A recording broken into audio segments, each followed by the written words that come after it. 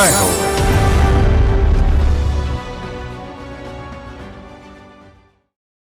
బాల్యంలోనే పసుపుతాడుతో శిక్ష, స్త్రీ జాతిపై వివక్ష, భవితను బుగ్గిపాలు చేసే కట్టుబాట్లు, చదువుపై సవాలక్ష ఆంక్షలు, గృహహింస, ఈ అన్యాయాలు అపసవ్య స్థితిపై తిరుగుబాటు చేసిన బుందేల్ఖండ్ సాహసనారి సంపత్ పాల్ దేవి గులాబీ గ్యాంగ్ పేరిట మహిళా సైన్యం ఏర్పరిచి వివక్షపై పోరాడారు. సంపత్ పాల్ స్ఫూర్తిని అందుకున్న గ్రామీణులు నేడక్కడ బాలికల విద్యకు ప్రాధాన్యమిస్తున్నారు, సాధికారతకు మార్గం చూపుతున్నారు. ఉత్తరప్రదేశ్ రాష్ట్రం వెనుకబాటు తరంలో ముందున్న బుందేల్ఖండ్ ప్రాంతం. అది బాందా జిల్లా కైరీ గ్రామం. ఒక గొర్రెల కాపర్ల ఇంట పుట్టిన అమ్మాయి సంపత్ పాల్ దేవి తర్వాత కాలంలో ఉద్యమకారిణిగా మారింది. ఓ రోజు అక్కడ ఓ వ్యక్తి భార్యను కొడుతుంటే ఆమె నచ్చజెప్పినా వినలేదు, పైగా అవమానించాడు. తెల్లవారి ఆమె నాయకత్వంలో 5 మహిళల బృందం కర్రలతో వచ్చి అతన్ని చితగ్గొట్టింది. ఆ సంచలన ఘటన ప్రతిఘటనకు దారితీసిన ఓ సామాజిక విప్లవానికి నాంది పలికింది.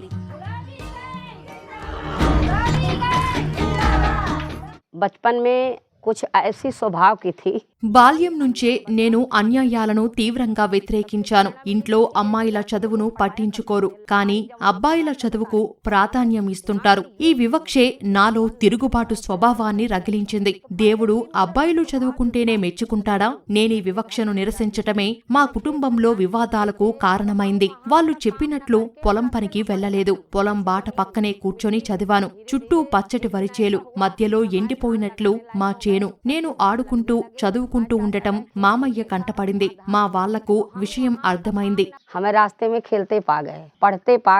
చదువుకోవాలన్న సంపత్ పాల్ అభిరుచిని కుటుంబ సభ్యులు గుర్తించారు.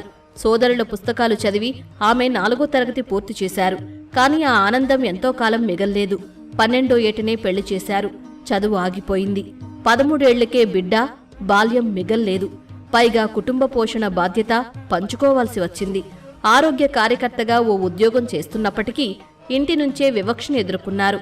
గ్రామీణ మహిళల స్థితిగతులు చూశాక కొంతకాలానికి సంపత్ పాల్ కొలువు వదిలేసి సామాజిక కార్యకర్తగా మారిపోయారు.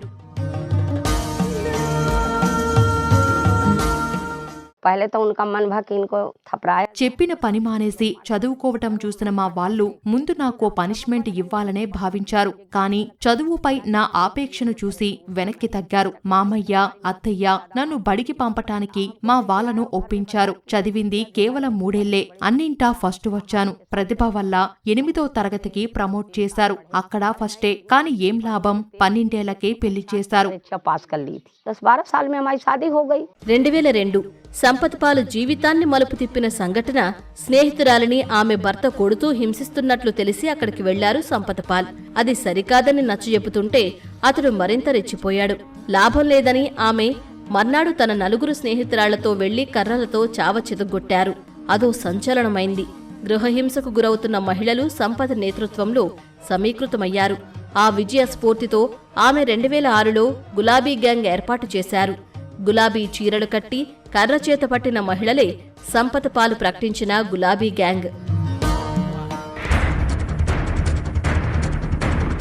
గులాబీ గ్యాంగ్ నేను రౌలీ గార్వా గ్రామంలో ఓ చిన్న మహిళా బృందాన్ని క్రమంగా పెద్ద సంస్థలా, పటిష్ట వ్యవస్థలా మార్చాను. తొలుత ఏ గుర్తింపు రాలేదు. సభ్యులుగా చేరేవారి నుంచి 10 రూపాయల రుసుమును సేకరించాం. అప్పుడు సమిష్టిగా బ్యాంక్ ఖాతా కూడా లేకుండా సంస్థ పనులు నిర్వహించాం. తర్వాత ప్రతి సభ్యురాలు 50 రూపాయలు ఇచ్చి సహకరించారు. ఒక్కో మహిళ పొదుపు సొమ్ము 50,000 రూపాయలు దాటితే మేము వారి చేత ఆ డబ్బును పొలం కొనేందుకు, నగలు కొనేందుకు పెట్టుబడిగా పెట్టించాం. స్వావలంబన తీసుకొచ్చాం. బస్ యహీ నారా నికలా, గులాబీ గ్యాంగ్ జిందాబాద్. 5 ఏళ్లలో గులాబీ గ్యాంగ్ ఉత్తరప్రదేశ్ అవతల జిల్లాలలో 20,000 సభ్యులతో విస్తరించింది.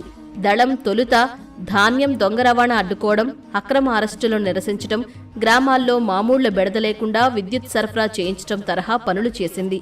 ఓ యువతి అక్రమ అరెస్టును నిరసిస్తూ సభ్యులు భారీ ప్రదర్శన చేయటంతో ఆమెను పోలీసులు విడుదల చేశారు.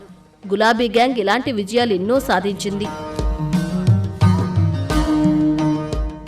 गुलाबी गैंग देखिए सब मीडिया में है, हम గులాబీ గ్యాంగ్ మహిళల కోసమే కాకుండా పురుషుల కోసము న్యాయబద్ధ పోరాటాలను చేస్తుంది. వ్యవస్థలో అన్యాయాలను సవాలు చేస్తుంది. పురుషులకు అవగాహన పెంపొందిస్తుంది. త్వరిత న్యాయం చేసేలా చూడటం నా పాత్ర. ఇటీవల అలా ఓ అమ్మాయికి వచ్చిన సమస్యను నిమిషాల్లో పరిష్కరించాను. దృఢ సంకల్పం ఉన్న మహిళలతో మా సంస్థ మరింత బలోపేతమైంది. పేదల మహిళల సాధికారతకు పనిచేసే శక్తిని ఈ సంస్థ నాకు ఇచ్చింది. జీవితం నాశనమైందని బాధపడిన అనేక మంది అమ్మాయిలు నా మార్గదర్శనంలో తిరిగి ఉన్నత స్థితికి చేరారు.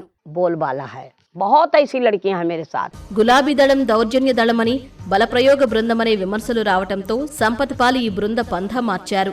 వీరంతా క్లిష్టమైన కేసుల పరిష్కారంలో పోలీసులకు సహకరిస్తున్నారు. ఒకనాడు గులాబీ గ్యాంగ్లో 4 లక్షల సభ్యులున్నారు. ఆ సంఖ్య అది రెట్టింపై మరింత పెరిగింది. తర్వాత కాలంలో సభ్యులున్నా క్రియాశీలత లోపించింది. కానీ ఉద్యమ స్ఫూర్తిని విడిచిపెట్టలేదు. నేరగాళ్లకు గులాబీ గ్యాంగ్ అంటే ఎప్పటికీ వణికే. నేడు ఈ దళం బాలికల విద్య మీద ప్రధానంగా దృష్టి పెట్టింది. लड़कियों को प्रशिक्षण ये दे रही हूँ जैसे आजकल బాలికలు విద్య మీద దృష్టి పెట్టాలి. సరియైన మార్గంలో పయనించేలా వారికి శిక్షణ ఇస్తున్నాను. సమాజం అబ్బాయిలను అంతగా పట్టించుకోదు. కానీ అమ్మాయిలు ఒక పొరపాటు చేస్తే ఎక్కువగా విమర్శిస్తుంది. పేరెంట్స్ కూడా తమ పిల్లల మొబైల్ ఫోన్ వినియోగాన్ని పర్యవేక్షించాల్సి ఉంది. అయితే అమ్మాయిలు స్వీయ రక్షణ చర్యలతో దుండగులను అడ్డుకోవాలి. मैं ये संदेश देना चाहती हूँ, मार दो वो 1 घंटा के लिए तो उसको दिखाई नहीं देगा। గులాబీ చీరల్లో గులాబీ సైన్యం, మొరటోళ్లకు మొరటగానే అన్నట్లు గ్యాంగ్ అని పేరు పెట్టుకుని ఉండొచ్చు. ఉత్తర భారత గ్రామీణంలో మహిళలకు ఆత్మవిశ్వాసాన్ని ఇచ్చింది, ఆత్మస్థైర్యాన్ని ఇచ్చింది. అన్యాయాలు, అక్రమాలు, లింగ వివక్ష, గృహహింస మీద పోరాటమంటే గుర్తొచ్చేది ఈ గులాబీ దళమే. స్త్రీ విద్యకు కృషి చేస్తోంది. ఆర్థిక స్వయం పోషకత్వానికి పనిచేస్తోంది. సంపత్ పాల్ రాజకీయాలు ఏవైనా కావచ్చు, వివాదాలు చుట్టుముట్టి చైత ఉండవచ్చు. కాని మహిళా లోకాన్ని ఏకం చేసి శక్తిగా తీర్చిదిద్ది రాజ్యాంగ హక్కుల సాధనకు ఆమె నిలదీసే గళమయ్యారు.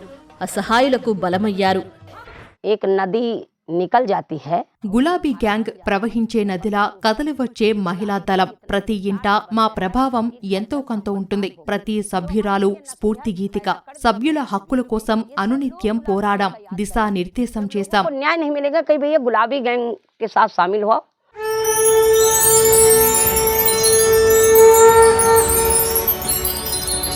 जय हो।